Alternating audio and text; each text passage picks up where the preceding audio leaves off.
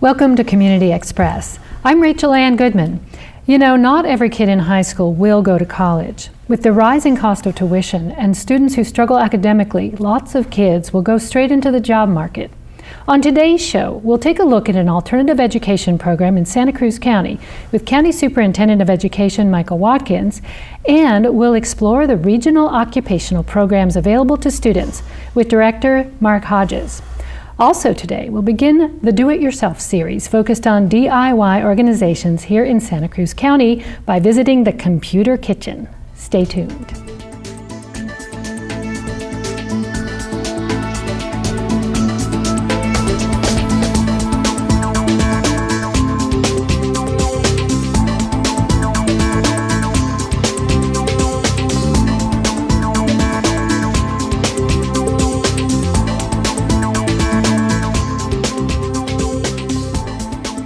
Our first guest today is Michael Watkins, Superintendent of Education for Santa Cruz County. Michael, welcome to the show. Thank you for having me. We're here to talk about alternative education, and we'll just start out by asking you, what does that mean these days? Well, it's a different pathway for students to graduate. It started back years ago with continuation schools, opportunity schools, and it's sort of grown since then to have court community schools, and even charter schools are alternative different pathways for students. Schools are very traditional in their delivery models, and I think over the past couple of decades we've been able to determine that all students don't learn at the same rate, and so we want to provide alternatives for them. So who ends up going there, and at what grade do they arrive? Oh, it varies. So for the county office, it's primarily secondary, so they would start at 7th grade potentially, but again, I recall starting a program in Watsonville about a dozen years ago. It was for teenage mothers. There was, in Watsonville, for example, there was a significant teenage birth rate. And so these young women had no place really to go to school because they were proud in the comprehensive school. So those types of niches, we try to look at the resources in the community and what the gaps are and try to fill those gaps. And I think, again, we have programs for students who have substance abuse. We have, different types of programs for these teenagers. So I started out the show by talking about not everyone will go to college, sure. but a lot of us don't realize not everyone will finish high school. So the primary goal of some of these schools, I imagine, is just to get through that level of education, is it not? Absolutely. Along a child's career, through school, somewhere between kindergarten and the 12th grade, there are a lot of influences. They can be socioeconomic, they could be academic, a lot of even self-esteem issues. And what we've been able to do in Santa Cruz County is create a number of different alternatives, again, to try to get a student to receive the high school diploma and really think about what he wants to do post-high school, or he or she wants to do post-high school. And how are those schools different in the way their day is structured, for example, or the content that still yields them at the end of the day able to do the same things people going through a traditional program would go through? How is it structured or geared Well, separately? number one, they're all highly qualified teachers, and I think what we do is use community resources and leverage our partnerships. For example, if a student has been expelled from a local comprehensive school, we may partner with Santa Cruz PD or Watsonville PD for mentorship, probation department for leadership, community counseling clinic for support for the individual and the family as well. So there are a number of different community partners that we bring into the fold on this particular thing. So, for example, someone who started out in high school, maybe in 9th grade, and it just looked like it was going downhill, they weren't going to even make it through that grade.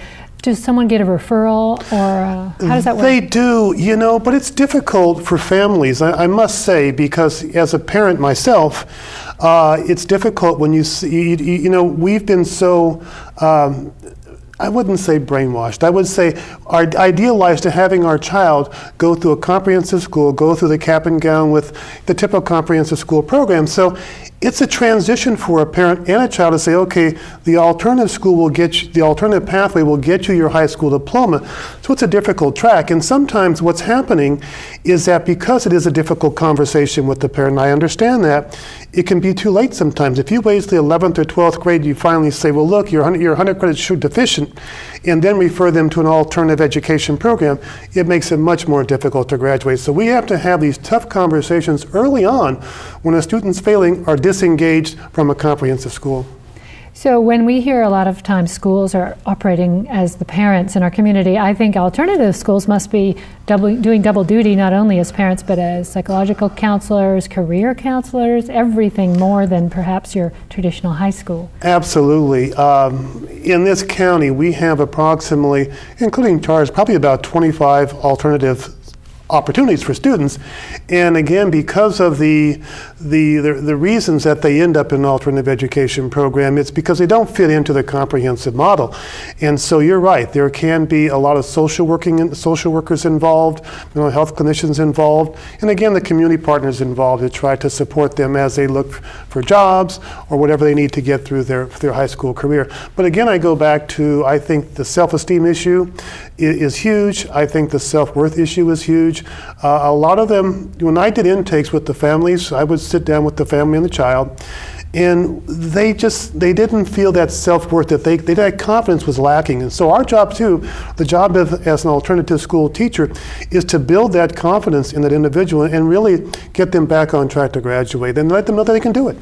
And it is so sad that some people think of themselves as their grade point average, and our culture does reinforce that quite a bit, and it's almost like you have to go against that to remind them of their other skills they have. No, I do. I was on a different talk show. They were talking about standardized tests, and for one, I believe in trying to use the critical thinking and really try to analysis model as opposed to trying to figure out A, B, C, or D and fill in the bubble, because I was never very good at that. That's why I empathize with those students who, in this day, it's just been ratcheted up a whole different level.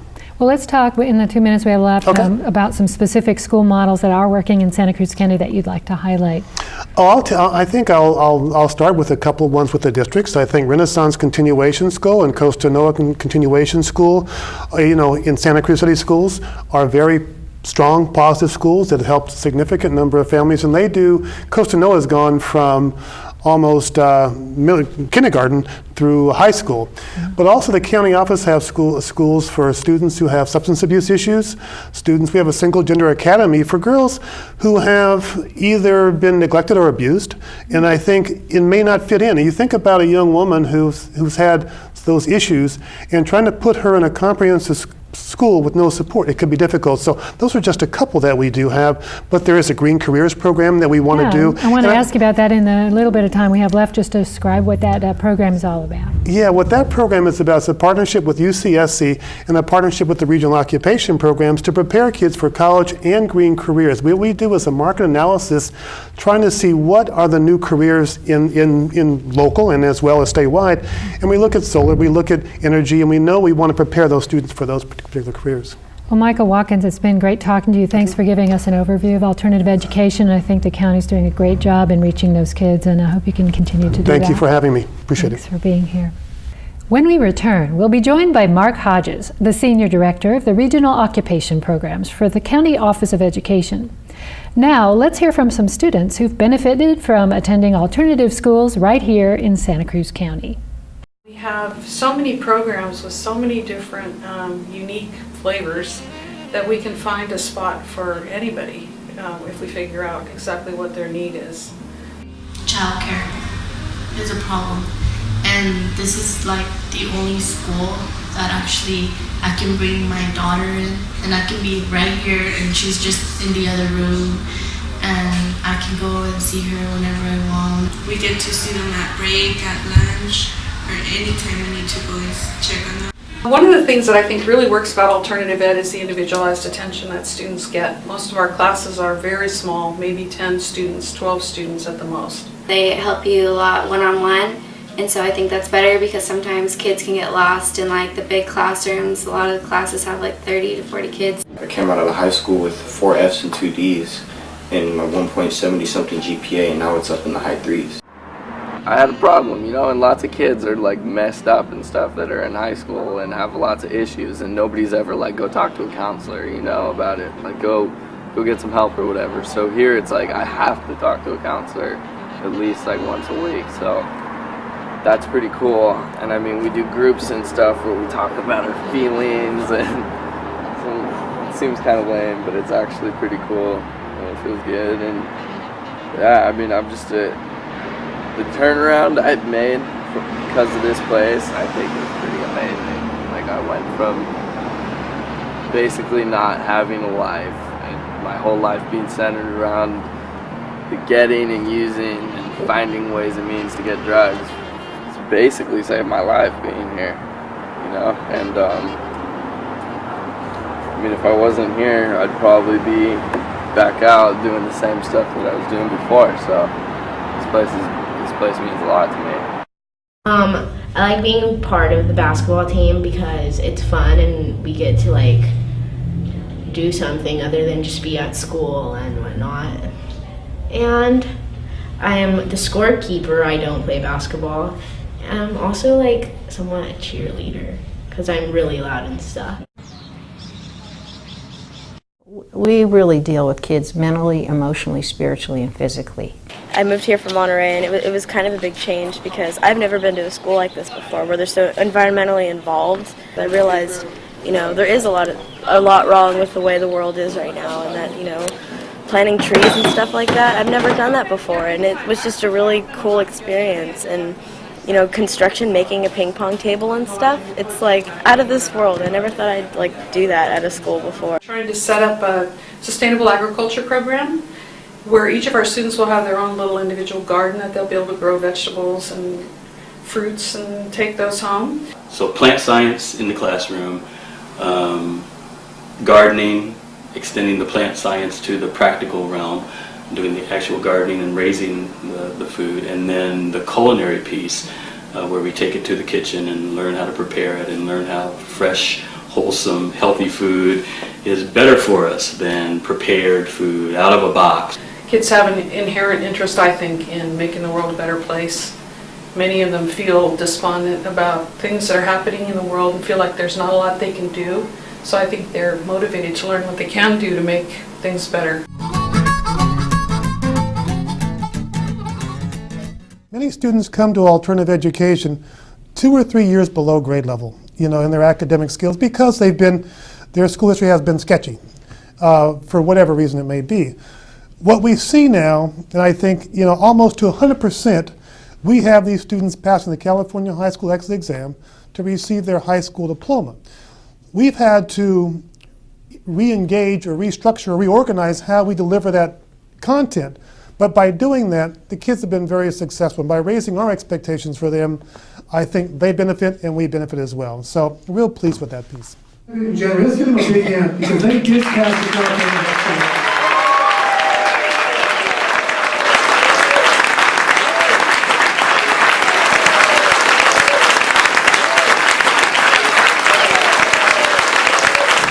I've learned that nothing is impossible. No position is unattainable. And when I leave here today, I shall do so with bright hopes for my future and for the future of my peers. With us now is Mark Hodges, the Senior Director of Regional Occupational Programs for the Santa Cruz County Office of Education. Welcome to the show, Mark. Thank you. ROP is how it's referred to in a lot of places. What is it designed to do for students? ROP is designed to create students that are college and career ready. That's a big order. Sometimes colleges say we don't prepare people for careers just to think well, and then there's places like Cabrillo that are more occupationally oriented. But we're talking about a high school program. So what kinds of classes are offered to students who might be interested in, say, a particular career like graphic arts or computers? We offer a variety of classes in 6 different pathways in Santa Cruz County. We have 42 different types of classes, from green construction to culinary arts to arts and media entertainment. So we have 42 different classes and 130 classes total throughout the county. That's fantastic. Now, I know a lot of students need a certain number of units to graduate and also to get into college. How does it interface with most of these high schools' credit structure? I know that some places offer you credit for college. Can you explain that a little bit for us? Some of our courses satisfy elective requirements for graduation, and many of our courses satisfy articulation agreements with the local community college and UC A to G requirements. Those are the minimum requirements to be admitted to a CSU or University of California school. So we have 13 classes that are articulated with Cabrillo College, which means our students can earn college credit while they're in high school. And we have 10 courses that are UC A to G approved, which means that students can complete their elective or fine arts requirement through the ROP classes at their high school. What are some examples of the ones that are UC A through G accessible? A couple examples. At Soquel High School, we have an environmental horticulture class. At Scotts Valley, Watsonville, Harbor High, we have a video class, which is UC A to G approved, and a photography class at Santa Cruz High, which is also UC A to G approved. And that one's taught by a Sentinel photographer, isn't yes, it? Yeah? Yes. We were fortunate enough to hire Bill Lovejoy, who's been with the Sentinel for, I think, 30-plus years. He's teaching ROP lab photography, and he did at one point teach a video class for us. It's so wonderful for the students. They get to hang out with professionals in the field. They do. Not to say teachers don't have some of those skills, but these are people coming, you know, for a couple of hours a week to teach their craft. What are some other examples of people from a particular field that are teaching in the ROP program? Well, we have Matt Ryan, who's the head of physical therapy at Sutter, teaches our sports medicines course out of Harbor High School, which is a magnet course for all the kids in the county. Andrea Mollenauer, who is a local chef in town who was trained at Cabrillo College, teaches culinary arts at Lifestyle Catering in Scotts Valley, at Loudon Nelson Community Center, and next year she'll be teaching at Aptos High. So let's say a student just decides they love sports medicine. Can they take, you know, dozens of, well, how many courses in that field are there for them if they really want to excel in that area? In sports medicine, we have the course we offer at Harbor High. We have another one at Watsonville High. And our goal there is to give all the kids in the county the opportunity to take a course and then go back to their high schools and serve as athletic training assistants. Oh, so there's another component to it. That's right. Interesting. So in a bigger sense, we were talking earlier about the need to prepare students for not just, you know, college, because college prepares them for more academia sometimes, but if they want to go straight into the working world, what kinds of things does the ROP program try to get them up to? Like, could they come out of high school really with a bunch of ROP courses and put it on their resume and then go get a job? Right. If they finish a program, a career technical education or CTE program of study at the high school, they would be prepared for an entry-level job. Some of our students participate in internships, so they're actually learning on the job, off-site, and I can't think of a better way to prepare for a job than that. And do the teachers of these ROP programs help them get those internships? Is that how it works? They do, yeah. Many of our teachers monitor the internships and work with the students and with employers. Fantastic. How does the ROP program interact with the other curriculum? Are there transferable skills back and forth between a class, say in, you know, anatomy and then sports medicine, or how does it interact with? Well, we're identifying that more than we have in the past. In the past, we were a vocational arts program, and that has changed in the last 3 or 4 years to career and technical education. So many of our courses, the courses I mentioned before that are articulated with Cabrillo and the courses that are UC A to G approved, these courses we've now identified not only statewide CTE standards, but we've also identified academic standards that can be found on the California High School exit exam.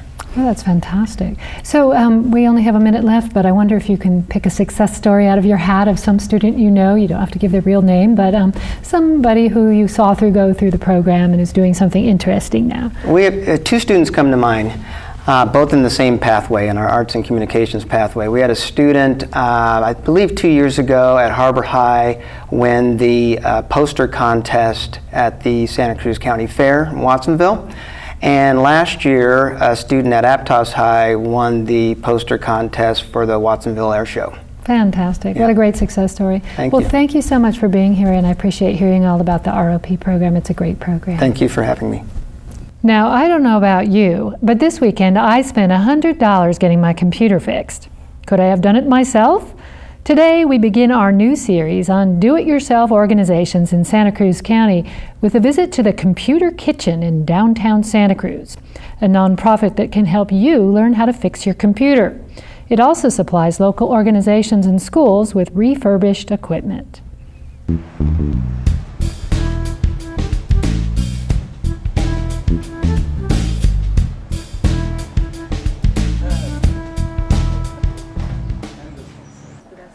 My name is Dan Dvorkin. We're here today at the Computer Kitchen. This is a nonprofit started in about May of 2009. It came out of Robert and I meeting and deciding that we wanted to start a community project centered around recycling e-waste and reusing usable hardware and then re-granting it out to the nonprofits, community groups, and schools in Santa Cruz County. We didn't start with anything. We started with an empty room. Most of the things that came in were from drop-in donations. We've worked a little bit with some local businesses when they were getting ready to upgrade. Santa Cruz Games, when they moved up to their latest and greatest computers, we got some of their older boxes and some of their monitors and things, and sort of grew out of that. So our goal is to provide a space and tools and advice for people to learn about and work on their computers. So we don't do any of the work ourselves. We will just supply people with the tools and advice that they need, and they'll do the repairs themselves. And through that, they'll learn a little bit. We kind of pull a lot from the, teach a man to fish philosophy, or teach a woman to fish. Teach a person. My name is Max Ranieri. We're at the Computer Kitchen, and I met Dan and Robert through a mutual friend who worked with them at Saturn Cafe. And I was telling her one night that I like working with computers, and she was like, "Oh, my friends Dan and Robert started this place down by the bike church. You should check it out." So I looked it up, and I got their info and came in for an interview. And I've been volunteering here since about November, and I just love it. Most donations are just people dropping by. They've usually never been here before. They heard about us. They want to get rid of some old hardware, and they don't know what to do with it because e-wasting or electronic recycling is not a common thing that people do, and you usually need to pay for it. So people come by, drop stuff off. We just got a huge donation. I've never seen one that big. There's like 8 computers.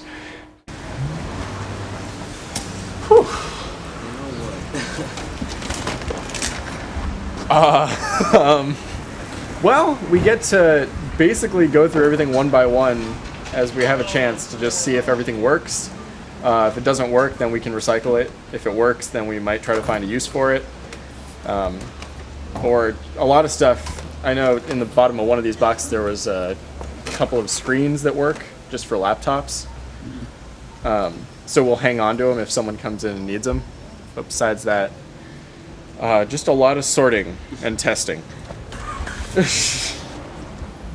I don't know why a computer has a case like this. Like it's somehow supposed to be portable. But it has like an old style switch in the back for, I don't even know. We get high school students, we get college students, we get a lot of an older crowd actually. We take them in, we help them sort of work on their own computer. We try our best not to do all the work ourselves. We actually try to just guide them through it by talking to them. So we have them sit down, tell them what they're doing. We explain everything as they're doing it. So the hope is that they'll learn what they're doing while they're doing it, and they don't need to go to a computer repair shop and pay someone hundreds of dollars to fix everything for them, and then they don't know what they're doing afterwards. This is the original spot. And how did you find it? It was kind of good timing, I guess, because we came up with this idea right around the time that this whole area, which is basically run by the hub, this space was actually opening up at the same time that we had come up with the idea. So the space became open, and then because this whole area is kind of like a do-it-yourself kind of, like with the bike church nearby, like the space just seemed like a really good fit for us, so we kind of jumped at the chance to use the space, and we've been here ever since. So we're on the corner of Spruce and Pacific. You can check us out online at computerkitchen.org. You can email us at info@computerkitchen.org. And we're open right now. We have workshops twice a week on Wednesdays and Sundays. Oh yeah, I'm thrilled. This is more successful than I ever imagined. It's great.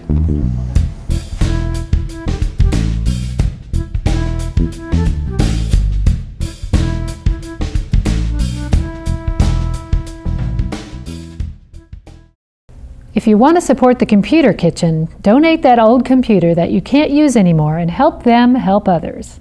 Up next is Jessica Vo with your Video Community Calendar.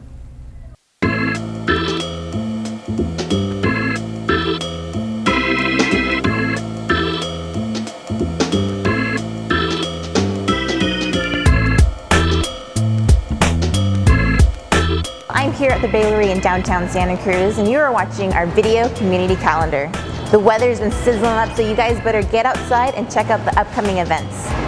The first event is for all you dog lovers. The Coastal Dog Owners Group is having their 10th annual Spring Dog Festival, Fetch a Wave. It's a fundraiser for animal education and support for dog-related charities. Bring your pup out to meet new friends on Sunday, May 15th at Soquel High School. For more information, check out coastaldogs.com. Have you ever wanted to experience a day on the farm? Now here's your chance. Experience woodworking, cheese making, and tractor rodeo, all at the Agricultural History Museum in Watsonville. Come get a free hayride on May 21st from 10 to 3 p.m. For more details, visit aghistoryproject.org.